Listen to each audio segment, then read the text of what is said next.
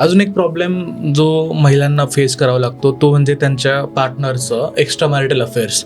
आणि भारतामध्ये मागच्या काही वर्षांमध्ये या केसेस खूप दिसायला लागल्यात की संख्या खूप वाढलेली आहे. याच्या मागचं कारण काय आहे? खास करून पुरुष मी म्हणतोय या सिच्युएशनमध्ये का जातोय, का तो एक्स्ट्रा मॅरिटल अफेअर्सकडे वळतोय? जर विषय पुरुषाचा जर असेल ना, तर होतं कसं, सगळ्यात आधी महिला यांचं लग्न झाल्यानंतर ह्यांच्यावर जी जबाबदारी पडते ती घरातली, मग मुलं होतात आणि मग तो जो कालावधी असतो ना, त्यात महिला खूप एंगेज होऊन जातात. मग पुरुषांना एक सॉफ्ट कॉर्नर हवा असतो जो महिलांकडून नाही भेटू शकत. आणि कसा भेटणार? कारण ती तुमचं घर, तुमचे मुलं सांभाळते.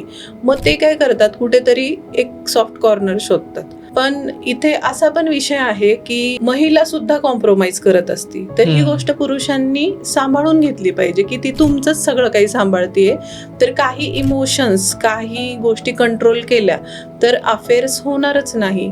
आणि ही जी गोष्ट आहे ना, ही खूप खोलवर आहे. म्हणजे गरज जर शारीरिक असेल ना, तर ही लोक अफेअर करतातच. पण जिथे गरज नाही तिथेही तुम्ही जर अफेअर करत बसलात तर तुमचा संसार हा उद्ध्वस्त होणारच.